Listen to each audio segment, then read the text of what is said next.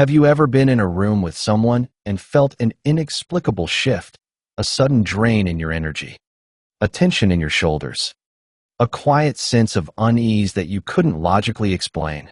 We often dismiss these feelings as oversensitivity. But what if your body was detecting something your mind hadn't yet processed? As we navigate the second half of life, the quality of our relationships becomes the very foundation of our well-being. Yet, there is a profound difference between someone having a bad day and someone exhibiting a deeply ingrained pattern of behavior that quietly erodes our peace. We are taught to look for the obvious signs of conflict, but the most damaging dynamics are often the most subtle, hiding in plain sight within families, friendships, and even professional circles. Understanding what lies beneath these interactions isn't about judgment, it's about wisdom. And it may be one of the most overlooked skills for protecting your emotional health and independence. You are listening to the Longevity Library, where we archive the wisdom of healthy aging.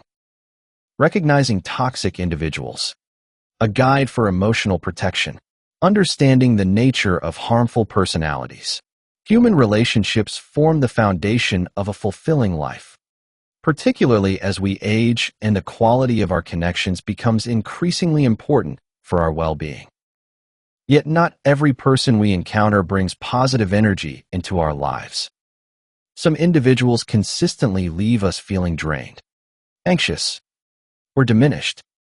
Understanding the behavioral patterns that characterize harmful people is essential for protecting your emotional health and maintaining meaningful relationships. The capacity for harmful behavior exists on a spectrum. At one end are those who occasionally act insensitively but can recognize their mistakes and make amends. At the other end are individuals whose problematic behaviors form a consistent pattern that damages those around them. Learning to distinguish between ordinary human flaws and deeply ingrained toxic patterns is a critical skill for emotional self-preservation. The physiological warning system. Trusting your instincts. Before examining specific behavioral signs, it is important to understand that your body often recognizes danger before your conscious mind does. Humans evolved with sophisticated threat detection systems that operate below the level of conscious awareness. These systems manifest as physical sensations that signal something is amiss. When you are in the presence of certain individuals, you may notice unexplained fatigue that descends upon you shortly after they enter the room. Perhaps your shoulders tense, your stomach tightens, or you feel a general sense of unease that you cannot quite explain. These physical responses are not random. They represent your intuitive intelligence attempting to communicate with you. Consider attending a family gathering where most interactions feel warm and comfortable. Yet one particular relative's presence casts a shadow over the occasion. You cannot identify anything they specifically say or do, yet your internal comfort level drops noticeably. This visceral reaction should not be dismissed as a rational sensitivity.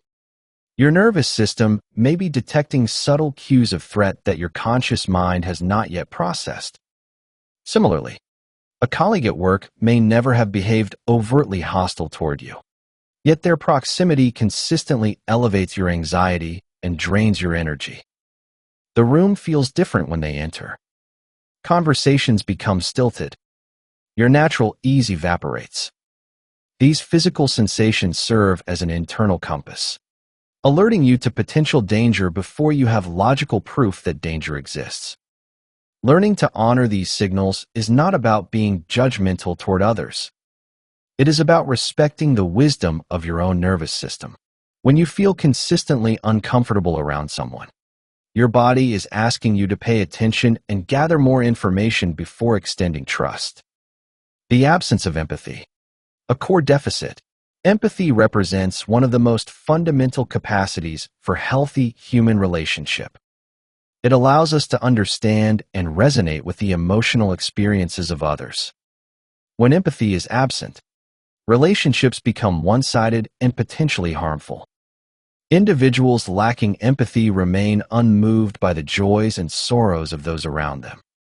They may observe your struggles without offering comfort or support. In some cases, they respond to your difficulties with indifference or even mockery. This is not merely insensitivity. It reflects a fundamental inability to connect with the emotional reality of another person. In the workplace, a colleague who knows you are overwhelmed with deadlines might watch you struggle without offering assistance. They may even make remarks that compound your stress rather than alleviate it. Their focus remains entirely on their own concerns, with no capacity to recognize or respond to your experience. Among friends, those without empathy consistently steer conversations away from your emotional needs. When you share something difficult, they quickly redirect the discussion to themselves or dismiss your concerns as unimportant. Over time, these interactions leave you feeling that your feelings do not matter, that your experiences are invisible. In intimate relationships, the absence of empathy creates profound wounds. A partner who cannot understand or validate your emotional experience leaves you feeling alone even when you are together. Decisions are made without consideration of how they affect you. Your perspective is consistently overlooked or minimized.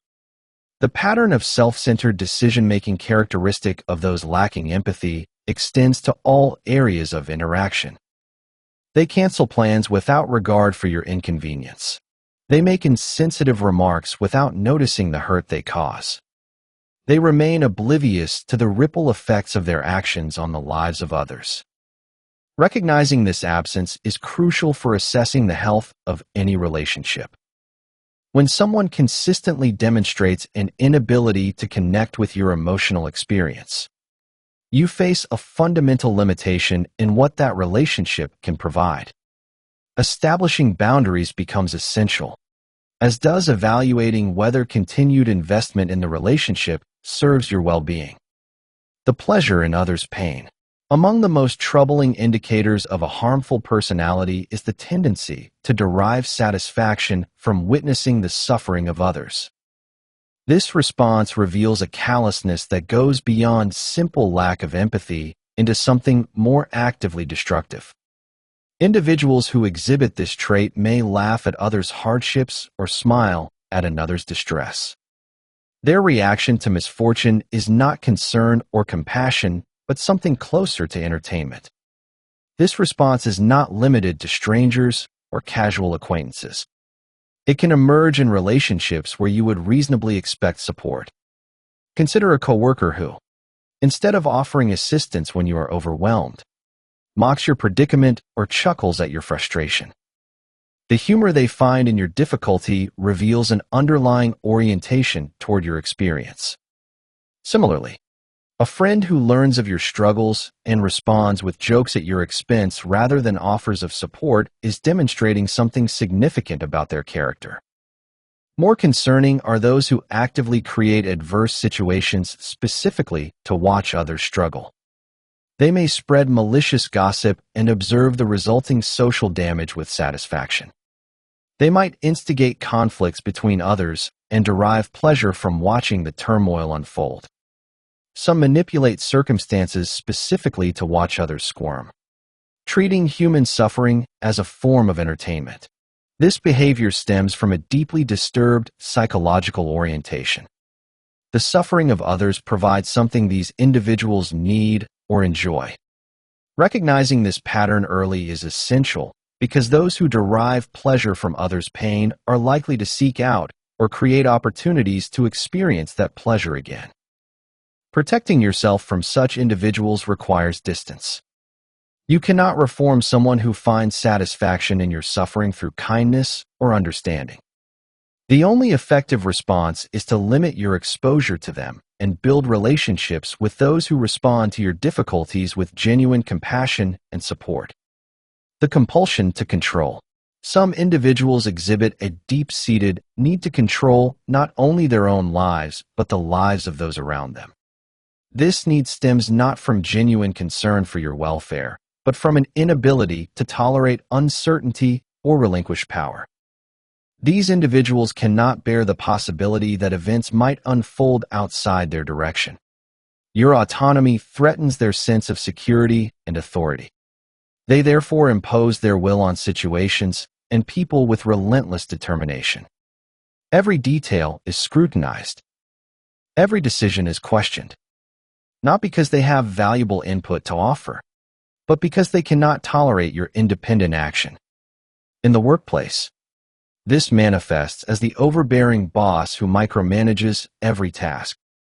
No assignment is simple enough to trust you with autonomy. Every step must be approved. Every approach must match their preferred method. This is not about nurturing your development or ensuring quality outcomes. It is about maintaining dominance and control. Among friends, control manifests differently but recognizably. The friend who dictates plans without regard for your preferences, who imposes their will on social situations, who becomes upset when things do not go their way. Your input is not requested because your preferences are not considered relevant.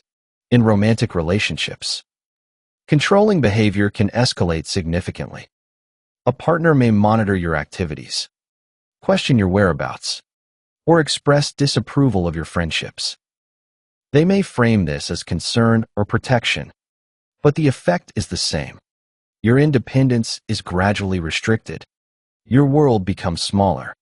Your autonomy diminishes. The tactics employed include emotional manipulation, rigid rule setting, and constant monitoring. Your activities are tracked not out of genuine care, but to maintain influence over your choices.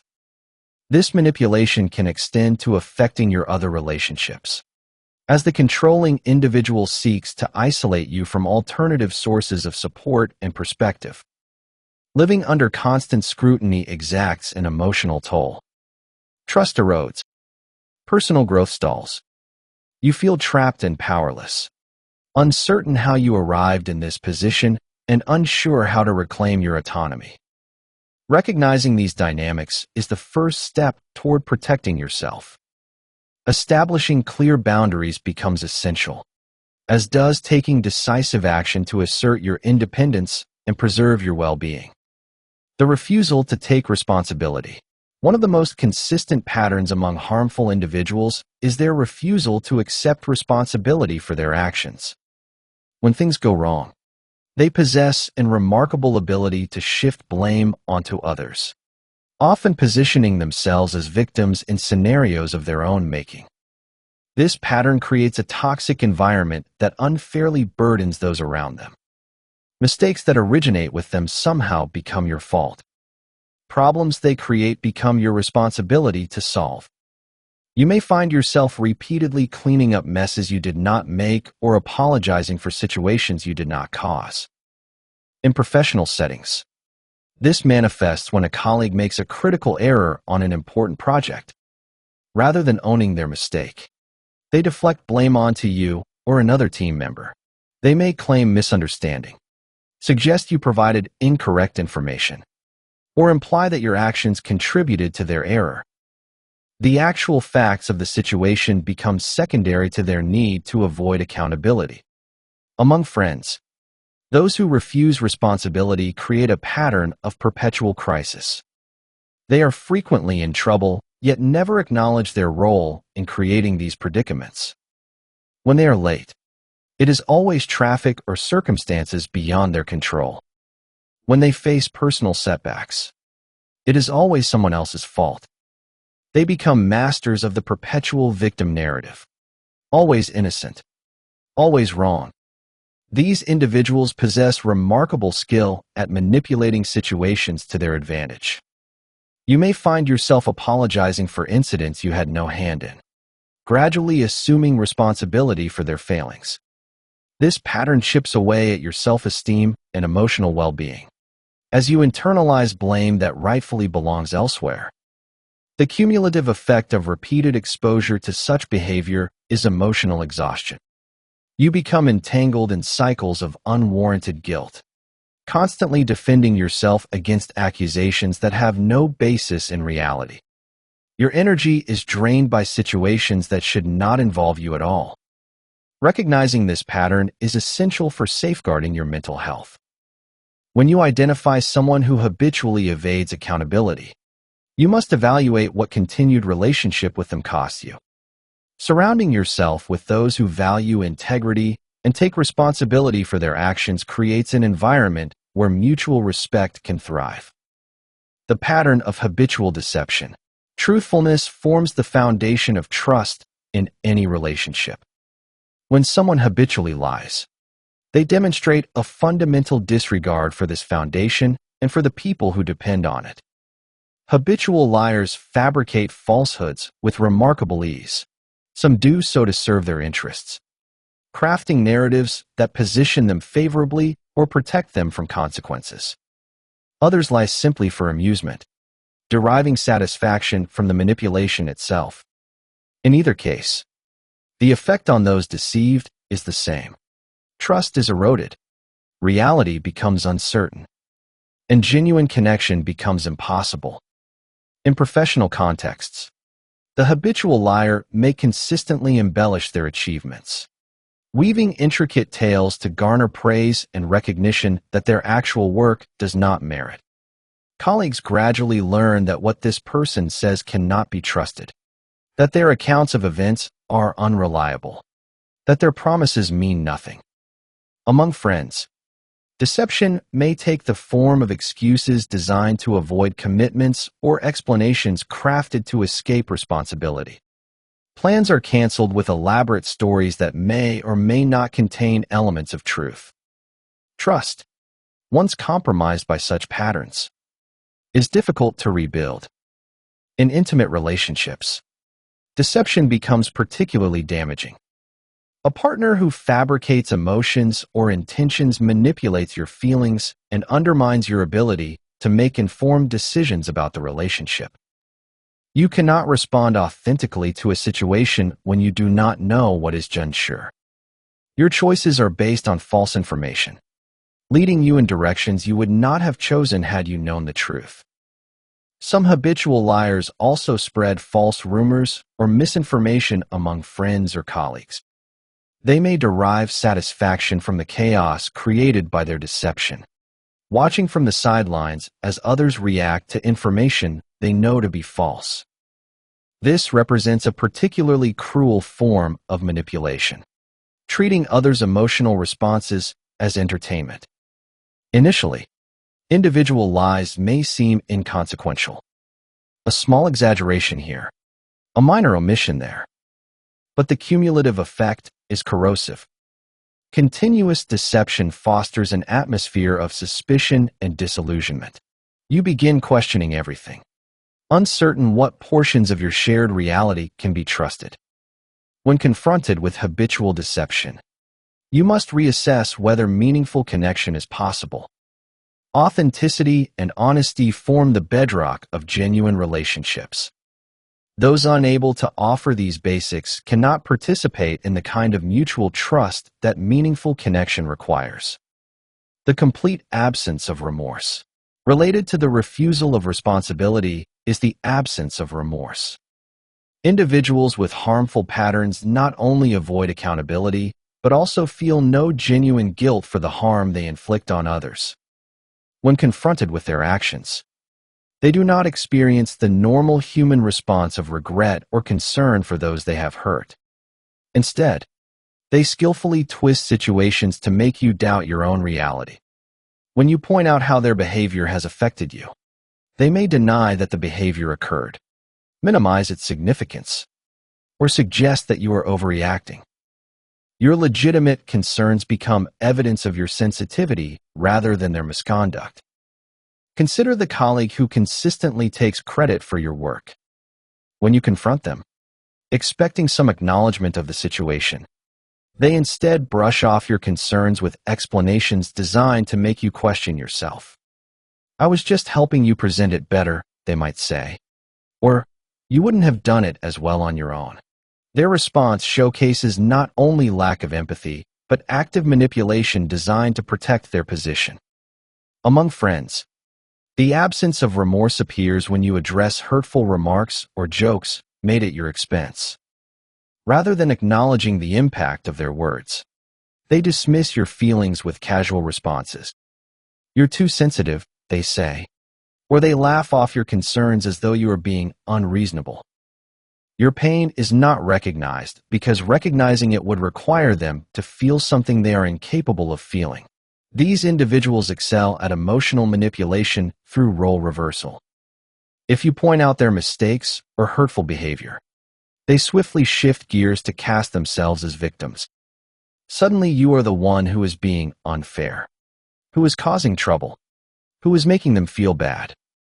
Your legitimate concerns become evidence of your cruelty rather than their misconduct. This manipulation is a telltale sign of their lack of genuine remorse. Their primary concern is not making amends or understanding your experience, but safeguarding their reputation and avoiding consequences.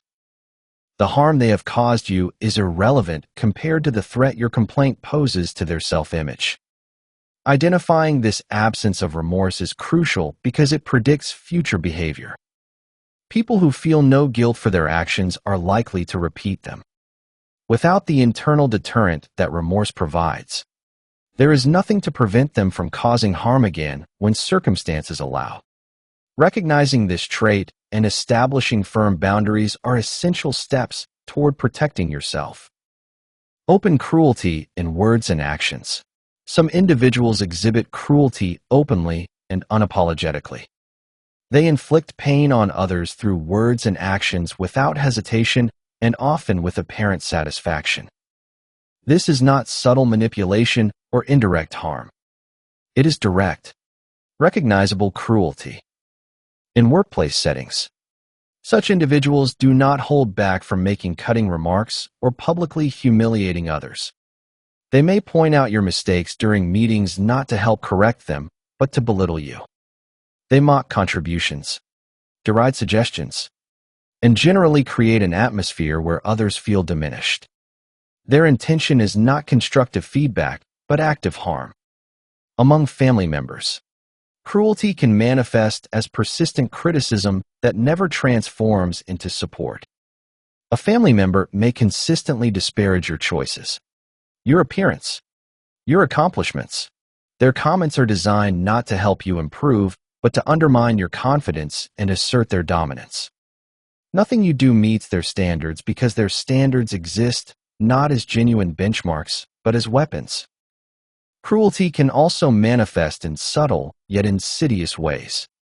Hurtful comments may be veiled as jokes, allowing the perpetrator to claim innocent intent when you object. "I was just kidding," they say. "Can't you take a joke?" The message is clear. Your pain is your problem, and their cruelty is your fault for being sensitive. Some cruel individuals derive particular satisfaction from witnessing others' distress or conflicts. They may instigate arguments between people and then watch with visible enjoyment as the conflict escalates. They spread information designed to create tension and observe the resulting drama as though it were entertainment. This sadistic enjoyment underscores a deeply negative character. The impact of consistent exposure to cruelty accumulates over time. Self-esteem erodes as you internalize the negative messages directed at you. You may begin to believe that you deserve such treatment or that your sensitivity is the real problem. Emotional harm becomes embedded in your self-concept, affecting how you view yourself and what you believe you deserve from others. Evaluating whether continued relationship with someone who delights in cruelty aligns with your values is essential. Such individuals cannot contribute positively to your life because their orientation is fundamentally destructive. Establishing clear boundaries and, where necessary, creating distance are crucial steps toward preserving your inner peace. Envy and resentment of others' success.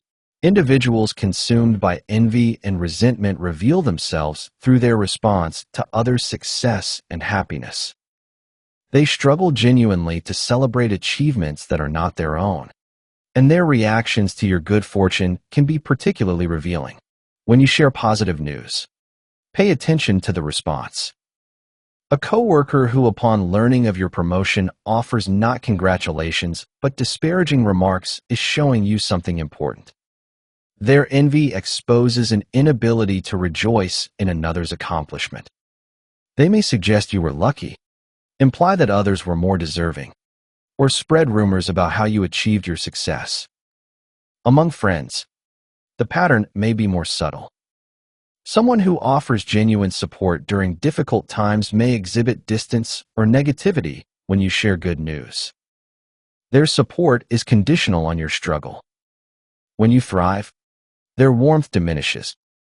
This suggests they prefer to see you struggling rather than succeeding, that your success threatens something in their self-concept. Envious individuals often work to undermine your achievements directly. They belittle your efforts, suggesting that anyone could have done what you did. They attribute your success to luck, timing, or connections rather than merit.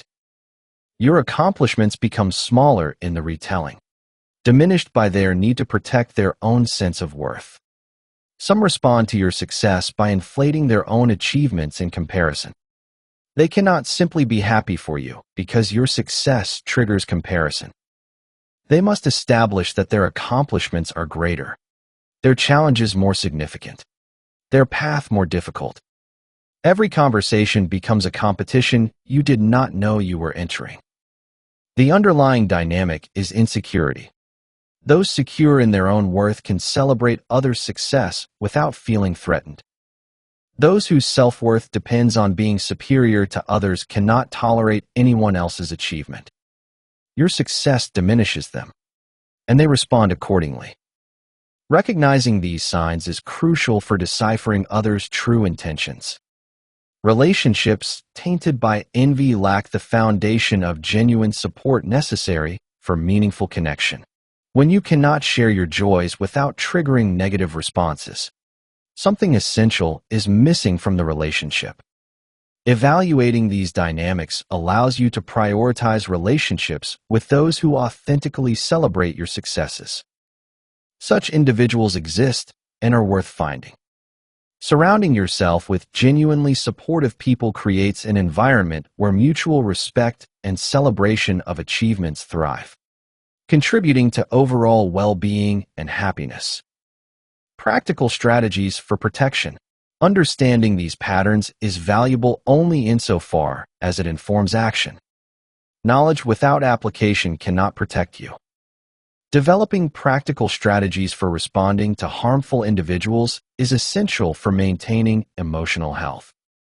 The first strategy involves establishing and maintaining clear boundaries. Boundaries define what behavior you will accept and what responses you will offer. They are not about controlling others, but about protecting yourself.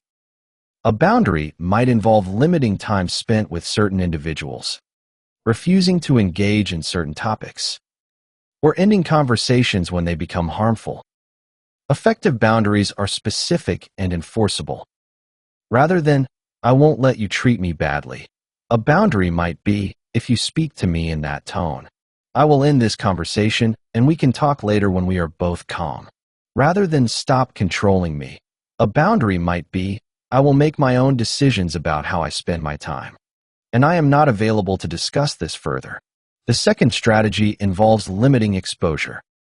You are not required to maintain close relationships with everyone in your life.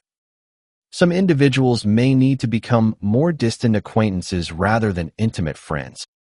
Some relationships may need to end entirely. This is not failure. It is the natural process of curating your social environment for your well-being. Limiting exposure may mean declining invitations that include certain people. It may mean leaving events when harmful individuals arrive. It may mean gradually reducing contact until interactions become rare and manageable. Each person must determine what level of exposure they can tolerate and what distance they need. The third strategy involves developing a strong support network of positive relationships.